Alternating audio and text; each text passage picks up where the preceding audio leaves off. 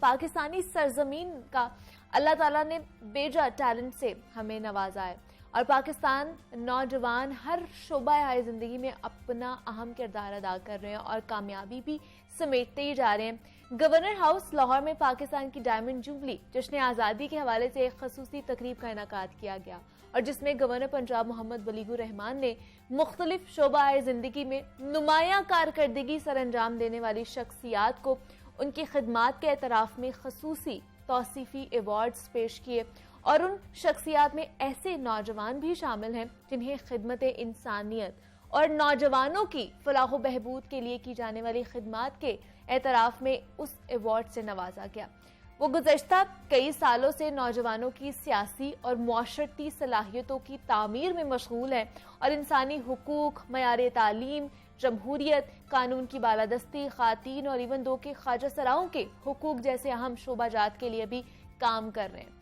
وہ یہ کام کب سے کر رہے ہیں، یہ ان کی کہانی انہی کی زبانی ہم سنیں گے۔ ہمارے ساتھ اس وقت اسٹوڈیوز میں موجود ہیں فہد شہباز صاحب ہیں، یوتھ جنرل اسمبلی کے بانی اور صدر بھی ہیں، برطانیہ سے LLM کر رہے ہیں اور اس کے علاوہ میڈیا اسٹڈیز میں ماسٹر کی ڈگری کے ساتھ ساتھ آکسفورڈ یونیورسٹی سے پبلک پالیسی، معاشیات اور Hague academy of international law سے انٹرنیشنل لا میں سرٹیفکیٹس بھی مکمل کر چکے ہیں۔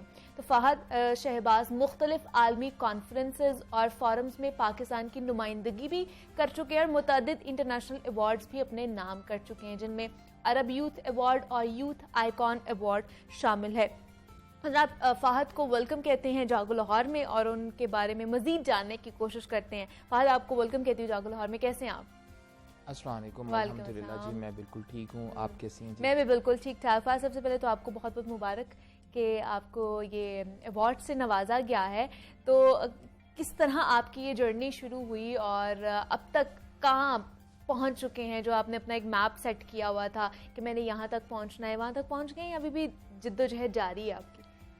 دیکھیں، سب سے پہلے تو ہم نے 2016 میں اس فورم کا آغاز کیا تھا یوتھ جنرل اسمبلی کا۔ میں خود اس وقت 3rd سیمسٹر میں تھا، اپنے دیگر ساتھیوں کے ساتھ ہم نے اس کا آغاز کیا تھا، تو جس کا مقصد ہمارا تھا کہ جو 18 سے 25 سال کا ایک ایپ آ رہا ہے، کیونکہ آپ دیکھتے ہیں کہ 60% سے زائد نوجوان اس ملک میں ہیں جن کی کسی بھی فورم پر کوئی بات نہیں سنتا۔ تو ہماری کوشش تھی کہ یہ جو حکومت کے درمیان اور ان نوجوانوں کے درمیان میں ایک پل کا کردار ادا کرنے کی، تو اس سلسلے میں ہم نے یوتھ جنرل اسمبلی کا آغاز کیا اور اس کے کچھ عرصے بعد ہم نے اپنے 3 فورمز بھی بنا لیے یوتھ جنرل اسمبلی کے زیر تحت، جس میں ہمارا لیگل فورم بنیادی طور پہ شامل ہے اور اس کے ساتھ ساتھ بزنس فورم اور میڈیا فورم۔ ہم نے کوشش کی تھی کہ جتنے بھی شعبہ زندگی ہے ان سے تعلق رکھنے والے نوجوانوں کو ہم امپاور کر سکیں، اور اس میں خوبصورتی یہ ہے کہ نہ صرف نوجوانوں کو بلکہ اس کے ساتھ ساتھ خواتین کو اور خواجہ سرا کے حقوق کے لیے اور ان کی برابری کے حقوق کے لیے بھی ہم بات کرتے ہیں۔ اسی زمرے میں 2018 میں جب ایک ٹرانس پروٹیکشن ایکٹ آتا ہے تو اس کے اندر ایک بہت میجر کنٹریبیوشن شامل ہوتی ہے یوتھ جنرل اسمبلی کی، جس کی ہم 2016 سے ایڈووکیسی کر رہے تھے۔ تو ہم یہ سمجھتے ہیں کہ پاکستان میں اگر آپ نے پاکستان کے اداروں کو مضبوط کرنا ہے تو اداروں کو مضبوط کرنے کے لیے اس میں شانہ بشانہ آپ کو نوجوانوں کو، خواتین کو اور ایون کے خواجہ سراؤں کو بھی آپ کو شامل کرنا ہوگا۔ تو اس کے لیے ہم کام کرتے ہیں، ہم مختلف پالیسی ہیں وہ ڈرافٹ کرتے ہیں، ہم تجاویز ہیں حکومت کو دیتے ہیں، اور متبادل پالیسی کے طور پہ ہم نے 2018 میں ایک شیڈو کیبنٹ بھی بنائی۔ جس طرح سے حکومت کے وزراء ہیں، ویسے تو یہ ترقی یافتہ ممالک کی ایک روایت ہے کہ جب حکومتیں آتی ہیں تو ان کے ساتھ ساتھ اپوزیشن کے ارکان شیڈو منسٹر کے طور پہ آتے ہیں، لیکن بدقسمتی سے پاکستان میں ایسا نہیں ہو سکا اور ہونا چاہیے تھا۔ لیکن ہم نے کوشش کی ہے کہ اس کا وہ جو ایک غیب ہے اس کو فل کرنے کے لیے نوجوانوں کو ہم یہ سیٹیں دیں۔ جس طرح سے ایک انرجی کی منسٹری ہے تو اس طرح سے متبادل ایک شیڈو منسٹر ہے ہمارے پاس انرجی کا، جس طرح سے فائنانس کی منسٹری ہے اسی طرح سے ہمارے پاس ایک خزانہ کا متبادل وزیر ہے۔ اسی طرح سے ہمارے پاس مختلف محکمے ہیں اور اس کے ساتھ ساتھ جو اسمبلی میں قائمہ کمیٹیز ہوتی ہیں اس طرح سے ہم اپنی کمیٹیز بناتے ہیں اور ہم مختلف جو سروے کی بنیاد پہ، انٹرویو کی بنیاد پہ یا راؤنڈ ٹیبل کانفرنسز کی بنیاد پہ لوگوں سے تجاویز لیتے ہیں اور ان کو متعلقہ اداروں تک پہنچاتے ہیں، جو کہ آئین اسلامی جمہوریہ پاکستان ہمیں یہ حق دیتا ہے۔ مطلب ایک جو اسمبلی ہے، ایک کیبنٹ ہے، اس کے علاوہ بھی ایک اور کیبنٹ ہے جو آپ لوگوں کے تحت چل رہی ہے. ہمارے اراکین بھی ہیں اور ہمارے اسمبلی کے اراکین بھی ہیں اور ہماری کیبنٹ بھی موجود ہے. اور اس کے علاوہ جو ہمارا اسٹرکچر موجود ہے اس میں باقاعدہ طور پہ سینٹرل ایگزیکٹو کمیٹی کا، جوائنٹ ایگزیکٹو کمیٹی کا اور نیشنل ایگزیکٹو کمیٹی، جیسے ایک سیاسی جماعت کا ایک ڈھانچہ ہوتا ہے اسی طرح سے ہماری یوتھ اسمبلی کا ایک ڈھانچہ ہے. اور اس کے علاوہ بھی متعدد پروجیکٹس ہیں جن پہ ہم کام کر رہے ہیں. ہم نے پاکستان میں پہلی مرتبہ خواتین کے لیے جو فرضی عدالتی مقابلت ہے وہ ہم نے پہلی دفعہ منعقد کروایا. اور آئین اسلامی جمہوریہ پاکستان کی روح سے اردو کو قومی زبان ہونا چاہیے تھا، قومی زبان اور دفتری زبان دونوں. تو ہم نے پاکستان میں پہلی مرتبہ ایک اردو میں فرضی عدالت لگائی جس سے ہم نے لوگوں کو آگاہ کیا، قانون کے طلبہ کو، کہ ایک تو خواتین بھی آئیں اور دوسرا اردو کو بھی پروموٹ کیا جائے. تو اس طرح کے لاتعداد پروجیکٹس ہیں جس میں ہم نے بہت حد تک کامیابی حاصل کی ہے اور انشاءاللہ آئندہ آنے والے کچھ عرصے میں مزید کامیابی حاصل انشاءاللہ. اور انہی لاتعداد جتنے بھی آپ نے کام کیے ہیں، خدمات سر انجام دی، انہی کی بنا پر آپ کو یہ ایوارڈ سے بھی نوازا گیا ہے. تو فہد، آپ قانون کے حوالے سے بھی، لاء کے حوالے سے بھی ایکسپرٹ رائے رکھتے ہیں، تو آپ کو کیا لگتا ہے ابھی بھی کون کون سے لوپ ہولز باقی ہیں جن کو فل کرنے کی ضرورت ہے ہمیں؟ دیکھیں، سب سے پہلے تو یہ ہے کہ پاکستان کے جو آئین اسلامی جمہوریہ پاکستان ہے اس کے کچھ فنڈامنٹل رائٹس ہیں. اب آپ بنیادی طور پر جو کچھ ابتدائی اگر آرٹیکلز اٹھا کے دیکھ لیں تو آپ کو اس میں نظر آئے گا مذہبی آزادی کا، آپ کو بولنے کی آزادی آپ کو آئے گی، آپ کو ایک پاکستان میں سیاسی جماعت بنانے کی آزادی ملے گی، آپ کو پاکستان میں جو معلومات کا حق ہے اس کی ملے گی، آپ کو پاکستان میں رسم الخط اور زبان، ان کی آپ کو بنیادی طور پہ یہ آپ کے فنڈامنٹل رائٹس ہیں. تو دیکھا جاتا ہے پاکستان میں تو کہتے ہیں کہ آئین اسلامی جمہوریہ پاکستان وہ ایک ہم جسے سمجھتے ہیں قرآن، اور قرآن کے بعد پاکستان میں مقدس ترین کتاب سمجھی جاتی ہے، لیکن ہم دیکھتے ہیں کہ جو فنڈامنٹل رائٹس ہیں ان کی روزانہ کی بنیاد پہ وائلیشن ہوتی ہے. تو سب سے پہلے تو ایک چیز سمجھنے کی ضرورت ہے کہ بنیادی طور پہ ایک آپ کو ہے آرٹیکل 19، وہ آپ کو حق دیتا ہے معلومات تک رسائی کا.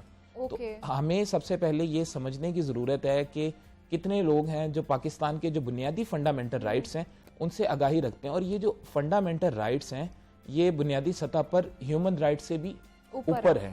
تو ہمیں اس کو سمجھ کے چلنا پڑے گا. اور جہاں تک بات آتی ہے پاکستان میں رول آف لاء کی، تو وہ آپ دیکھ لیں کہ بدقسمتی سے پاکستان میں عدالتوں میں سپریم کورٹ سے لے کر نچلی سطح کی عدالتوں میں کتنے زیادہ مقدمات ہیں جو زیر التوا ہیں اور کتنے عرصے سے چلے آ رہے ہیں، اور اس میں بڑی قانون سازی کی ضرورت ہے. ہم نوجوان اپنے طور پہ کیا کر رہے ہیں اور باقی دیگر نوجوان کیا کر سکتے ہیں؟ ہم یہ کر رہے ہیں کہ جو ایسے قوانین ہیں جو بوسیدہ ہیں اور جس پہ جدید تکنیک استعمال نہیں ہوتی، اس کے لیے ہم مختلف لوگوں سے میٹنگز کرتے ہیں، اس کے لیے ہم راؤنڈ ٹیبل کانفرنسز کا انعقاد کرتے ہیں اور اس کی جو تجاویز ہوتی ہیں ان کو متعلقہ ادارے تک بناتے ہیں. اور اب خوشائند بات یہ ہے لیکن کیا ان کی طرف سے یہ ایکسیپٹ کیا جاتا ہے کہ آپ کی تجاویز؟ میں آپ کو یہ بتانے لگا ہوں. اب خوشائند بات یہ ہے کہ بچوں کے حقوق کے حوالے سے، عورتوں کے حقوق کے حوالے سے مختلف کمیٹیز بن رہی ہیں، اور آپ دیکھ رہے ہیں کہ کتنی بہتر طرح سے جو خواتین کے حقوق کے بارے میں قوانین تھے اس میں امینڈمنٹ آ رہی ہیں اور چیزیں بہتری کی طرف جا رہی ہیں، لیکن سست روی کا شکار ہے. اس کو تیز بنانے کے لیے باقی دیگر اداروں کو بھی کھڑا ہونا پڑے گا. اور پاکستان میں ایک میں مسئلے کی نشاندہی کرنا چاہوں گا کہ مختلف جیل میں جو قیدی ہوتے ہیں وہ اپنی پورا کر چکے ہوتے ہیں، سزا کاٹ چکے ہوتے ہیں، لیکن وہ معمولی جرمانوں کی وجہ سے ہوتے ہیں اندر اور وہ باہر نہیں نکل پاتے. تو ہم ایک تو ساتھ ساتھ ان کو بھی کوشش کر رہے ہیں کہ جن کے معمولی جرمانے ہیں ان کو ادا کرنے کے بعد ان کو ہم باہر لے کے آ سکیں تاکہ وہ اس معاشرے کا ایک باشعور اور ذمہ دار شہری بن سکیں.